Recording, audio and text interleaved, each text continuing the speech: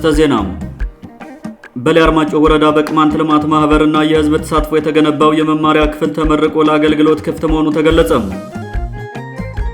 የጭልጋ ወረዳ ባለስልጣን ሽፍታውን ለመደምሰስ በሚል ያደረገው የአንድ ሰሞን ግርግር መቆሙ ተሰማ። የአማራ ክልል የጸጥታ ችግር ተባብሶ መቀጠሉ በህብረተሰቡ ህይወት ላይ ጫና እየፈጠረ መሆኑ ተነገረ። ሰላም ጤና ይስጥልን ውድ አድማጭ ተመልካቾቻችን፣ በመከታተል ላይ የምትገኙት ጃኖ ቅማንት ሚዲያ ነው። አርዕስቶችን በማስቀደም የሰዓቱን ዜናዎቻችን ጀምረናል። ወደ ዝርዝሩ እናልፋለን። አብራችሁን ቆዩ።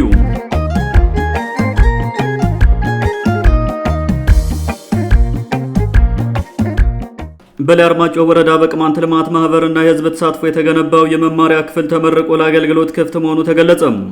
በላይ አርማጮ ወረዳ ትክል ድንጋይ ከተማ በቅማንት ልማት ማህበር ቅልማና በህዝቡ ተሳትፎ ከ4.6 ሚሊዮን ብር በላይ ወጪ ተደርጎበት የተገነባው የተማሪዎች መማሪያ ክፍል ተመርቆ ለአገልግሎት ክፍት መደረጉ ታውቋል።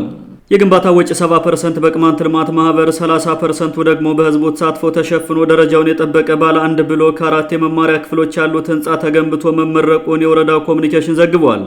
በምረቃ ፕሮግራሙ ላይ የቅማንት ልማት ማህበር ስራ አስኪያጅ የሆኑትን አቶ አያሌው ኪዴንና የወረዳው አስተዳዳሪ አቶ አስረሳው ደሴን ጨምሮም ሌሎች የሚመለከታቸው አካላትና የህዝብ ተወካዮች እንደተገኙም የመረጃ ምንጮቻችን ተናግረዋል። በፕሮግራሙ ላይ መልእክት ያስተላለፉት የድርጅቱ ስራ አስኪያጅ አቶ አያሌው የቅማንት ልማት ማህበር አንዱ ዓላማ የመማሪያ ክፍል እጥረትን በመፍታት የትምህርት ጥራትን ማረጋገጥ ነው ማለታቸውን የወረዳው ኮሚኒኬሽን ዘግቧል። ለትምህርት ዘርፉ እድገት መሰረት የሚሆኑት የቅድመ አንደኛ ትምህርት ቤቶች መሆናቸውን የጠቆሙት አቶ አያሌው ኪዴም ማህበሩ የሚገነባቸውን ግንባታዎች የሚመለከታቸው ባለድርሻ አካላት ባለቤት በመሆን ክትትልና ቁጥጥር እንዲያደርጉ ማሳስበዋል። በምረቃ ፕሮግራሙ ላይ የተገኙት የወረዳው አስተዳዳሪ አቶ አስረሳው ደሴ በበኩላቸው የቅድመ አንደኛ መማሪያ ክፍል ግንባታ ትኩረት ተሰጥቶ መሰራት እንዳለበትና ይህንንም ወደ ተግባር ለመቀየር የቅማንት ልማት ማህበር ከህዝቡ ጋር በመተባበር ግንባታውን ሰርቶ ማስረከቡን ገልጸው ማህበሩና ህዝቡ ለግንባታው ላደረጉት ታላቅ አስተዋጽኦ ከፍ ያለ ክብርና ምስጋና እንዳላቸው ተናግረዋል። ተሞክሮን ወደ ሌሎች ትምህርት ቤቶች በማስፋት የቅማንት ልማት ማህበርን ማጠናከር ይጠበቅብናል ያሉት የወረዳው ትምህርት ጽህፈት ቤት ኃላፊ አቶ መልሶ አዛናው በበኩላቸው ቅድማ ያለብንን የመማሪያ ክፍል እጥረት በመረዳት ሞዴል የሆነ ተቋም ገንብቶልናል ሲሉ አወድሰዋል። እንደ ወረዳው ኮሚኒኬሽን ዘገባ የምረቃ ፕሮግራሙ ተሳታፊዎች የቅማንት ልማት ማህበር የትምህርት ጥራትን ከማስጠበቅ ባሻገር ተፈጥሯዊና ሰው ሰራሽ አደጋ ለደረሰባቸው ወገኖች ሰብአዊ ድጋፍ እንደሚያደርግ ገልጸው እንዲህ አይነት ማህበራትን ማገዝና ማሳደግ የሁላችንም ኃላፊነት ነው ማለታቸው ታውቋል። የቅማንት ልማት ማህበር ከተቋቋመ ጊዜ ጀምሮ ከህዝብና ከመንግስት ጋር በመተባበር ትምህርትና ጤናን ጨምሮ በተለያዩ የልማት ስራዎች እየተሳተፈ ሲሆን በሰራቸው በጎ ተግባራትን ባለፈው ዓመት በሀገር አቀፍ ደረጃ አቢሲኒያ ሽልማትን ማሸነፉ ይታወቃል። ማህበሩ የጀመራቸውንና ያቀዳቸውን ህዝባዊ አገልግሎቶች አጠናክሮ ለመቀጠል የሚመለከታቸው የመንግስት አካላት፣ ባለሀብቶችና በውጭ ዓለም የሚኖሩ ዜጎች በገንዘብ በሀሳብና በጉልበት ከጎኑ እንዲቆሙም ጥሪ አቅርበዋል።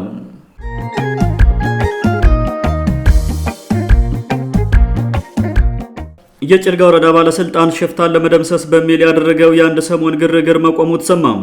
የጭልጋ ወረዳ ባለስልጣን ባሳለፍነው አንድ ወር ወረዳውን ከሽፍታ ለማጽዳት በሚል ያደረገው ግርግር መቆሙን የገለጹልን የወረዳው ነዋሪዎች የጸጥታው ጉዳይ ወደ ነበረበት እየተመለሰ ነው ሲሉ ለጃኖ ቅማንት ሚዲያ ተናግረዋል። ባለፈው ወረዳው ከመከላከያ ሰራዊቱ ጋር ታጣቂውን አቀናጅቶ በየቀበሌው ሲዘምት የነበረው በቀጠናው ሰላምና ደህንነትን ለማረጋገጥ አልነበረም ያሉን የወረዳው ነዋሪዎች በዘመቻ የጤና መድህንና ግብር ለመሰብሰብ እንጂ ለህዝቡ ሰላም የታቀደ አንዳች ቁም ነገር እንዳልነበር ገልጸዋል። በየቀበሌው እየዘመቱ የሚፈልጉትን የጤና መድህንና ግብር ከአርሶ አደሩ ከሰበሰቡ በኋላ የጸጥታውን ጉዳይ እርግፍ አድርገው ትተውታል ያሉን የመረጃ ምንጮቻችን የጸጥታው ችግር ቀስ በቀስ ወደ ነበረበት እየተመለሰ ነው ብለዋል። አንዳንድ ቀበሌዎች ዛሬም በሌባና በሽፍታ ቁጥጥር ስር መውደቃቸውንና የተለመደው ዝርፊያና ግድያ መቀጠሉ ህብረተሰቡን በከፍተኛ ደረጃ እንዳስጨነቀው ነዋሪዎች ለጃኖ ቅማንት ሚዲያ ተናግረዋል። በየአካባቢው ያለው ሌባና ወሮበላ በህዝቡ ላይ ከሚፈጽመው ዝርፊያና ግድያ በላይ እየሰከረ በየቀኑ በሚተኩሰው ጥይት የቀጠናው ሰላም ተናግቷል ሲሉ የመረጃ ምንጮቻችን በምሬት ገልጸዋል። የወረዳው ታጣቂ በየቀበሌው ከህዝቡ ጋር በመቀናጀት ወጥነት ያለው ስራ መስራት ባለመቻሉና የወረዳው ባለስልጣንም ግብርና የጤና መድህን ከመሰብሰብ በዘለለ ዓላማ ስለሌለው ችግሩ እንደተመለሰ ተገልጿል። ዓመት እስከ ዓመት ደሞዝና በል እየሰበሰበ ወረዳውን አስተዳድራለሁ የሚለው የጭልጋ ወረዳ ካድሬ የጀመረውን የጸጥታ ዘመቻ ከአንድ ወር በላይ መቀጠል ባለመቻሉም ለህዝቡ ያለውን ደንታ ቢስነት ያመላክታል ሲሉ በርካታ የወረዳው ማህበረሰብ አባላት ተናግረዋል። የሰላም ጉዳይ በትልቅ ክትትል ለዘላቂ ዓላማ የሚከወን እንጂ በዘመቻ የሚሰራ አይደለም የሚሉ አንዳንድ የወረዳው የጸጥታ አባላት ባለስልጣኑ ጸጥታን ሲሸንጠው ብቻ ነው የሚያስታውሰው ብለዋል። ይህ በእንዲህ እንዳለ በድንበራማ አካባቢ የሚገኙ አንዳንድ የጭልጋ ወረዳ ቀበሌዎች ላይ በአሳቻ ጊዜ ፋኖ የሚባል ጽንፈኛ ታጣቂ የጥቃት ሙከራ እንደሚያደርግና ህብረተሰቡም ራሱን በራሱ እየተከላከለ እንደሚገኝ የመረጃ ምንጮቻችን አክለው ገልጸዋል። ኗሪዎች እንደገለጹት ከሆነ በአንዳንድ አካባቢዎች የሚገኙ ሽፍቶችና ሌቦች ሰላምና ጸጥታን ለማስፈን የሚንቀሳቀሱ በመንግስት የተጠረነፉ አርሶ አደሮችን በስልክ እየደወሉም መንግስት እንዲህ ለሚተው ዘመቻ ብላችሁ ከኛ ጋር ከምትጣሉ በእኛ ስር ብትሆኑ ይሻላችኋል በሚል ያንገራግራሉ ተብሏል። ድሮም የአካባቢው ባለስልጣን ነው በቀጠናው የተንሰራፈውን ሌባና ወንበዴ አስታጥቆ ያሰማራውና የልብ ልብ የሰጠው የሚሉት አንዳንድ አስተያየት ሰጪዎች በበኩላቸው የወረዳው ባለስልጣናት ሽፍታውና ሌባው ሙሉ በሙሉ ከገባላቸው ገቢያቸው ስለሚቀንስ ነው ዘመቻውን ያቆሙት ብለዋል። የጭልጋ ህዝብ በመንግስትና በሽፍታው መካከል ሆኖ ፍዳውን እየቆጠረ ነው የሚሉ አካላት የብልጽግና መንግስት የህግ የበላይነትን በማስከበር ህዝቡን የሚታደግ እርምጃ ካልወሰደ በስተቀር የህዝቡ ፍዳና መከራ የሚቀረፍ አይመስልም ሲሉ ምሬታቸውን ገልጸዋል። በተመሳሳይ በላይ አርማጭሆ ወረዳ በጋምጌና ጫጭቁና ቀበሌዎች ከደንቢያ በተሳደደ ፋኖና በአንዳንድ የአካባቢው ሽፍታ እጅ ከወደቁ ሰነባብተዋል የሚሉ መረጃዎችም እየወጡ ይገኛሉ።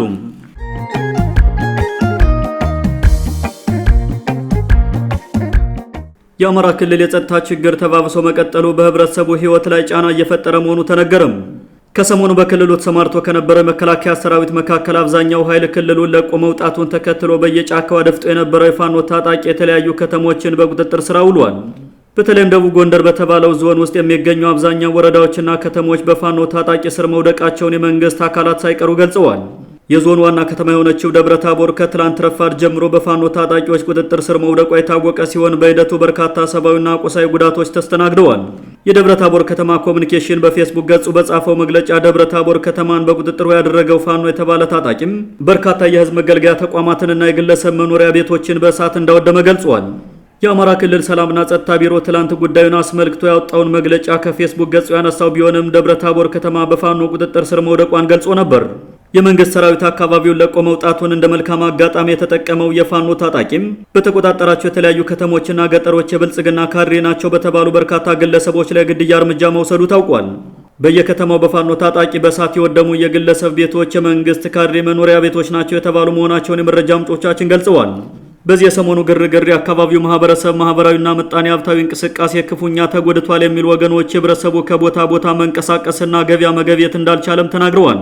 የብልጽግና መንግስት የክልሉን ባለስልጣናት ለችግሩ ተጠያቂ ማድረጉን የሚያሳዩ የውስጥ ምንጮች የክልሉ ባለስልጣን መከላከያው ቢወጣ አሁን በቂ አድማ ብተናና ሚሊሻ ስላለን ችግር የለም በሚል ካረጋገጡ በኋላም ይህን የሚባል ውጊያ ሳያደርጉ ከተሞችን ለፋኖ አሳልፈው በመስጠት ተጠያቂ ናቸው መባላቸውን አጋልጠዋል። በተፈጠረው ሁኔታ በእጅጉ የተበሳጨው የፌዴራሉ መንግስት አንዳንድ የክልል ባለስልጣናትንና የደቡብ ጎንደር በርካታ ባለስልጣናትን በፋኖነት እስከ መጠርጠር የዘለቀ ግምገማ እያደረገ መሆኑን ምንጮች አመላክተዋል።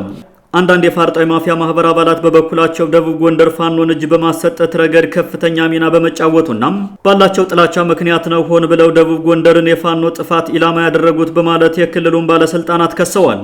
ትላንት በፋኖ ቁጥጥር ስር በወደቀችው ደብረ ታቦር ከተማ በርካታ ቤቶችና መስሪያ ቤቶች በእሳት ሲጋዩ የሚያሳዩ የምስል ማስረጃዎች በማህበራዊ ሚዲያ ሲዘዋወሩ መስተዋላቸውን ተከትሎም የፋኖ ደጋፊዎች ድርጊቱን የፈጸመው መንግስት በድሮን ጥቃት እንደሆነ ቢናገሩም መንግስት ግን ፋኖ እንዳቃጠላቸው ተናግሯል። በሰሞኑ ግርግር በሰው ህይወት ላይ ከፍተኛ ጉዳት የደረሰ መሆኑን በርካታ የመረጃ ምንጮች ቢያመላክቱም እስካሁን የሞቱት ሰዎች ቁጥር ምን ያክል እንደሆነ አልታወቀም። የፋኖ እንቅስቃሴ በደቡብ ጎንደር ዞን ተወስኖ ከቀረና በሌሎች አካባቢዎች በተመሳሳይ ካልተካሄደ እንደተባለውም የተሰራ ሴራ መኖሩን መረዳት ያስችላል የሚሉ ወገኖች በበኩላቸው ጉዳዩን በትዕግስት መመርመር ያሻል ብለዋል። የብልጽግናው መንግስት ከውስጥ አካላት ጋር በፈጠረው ውዝግብ በአንድ ልቡ ድንበር ላይ እንዳያተኩር ያደርጋል የተባለውን ፋኖን በአማራ አድማ ብተናና በሚሊሻ መንጋ ለመቆጣጠር ወስኖ ተግባራዊ እርምጃ ቢጀምርም ያሰበው ሊሳካለት እንዳልቻለ በሰሞኑ ክስተት ተገንዝቧል ተብሏል።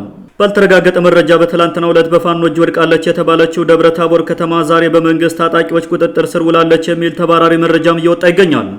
ውድ አድማጮቻችን ለዛሬ የነበሩ ዘገባዎችን ይመስሉ ነበር። መልካም ጊዜ ሁላችሁ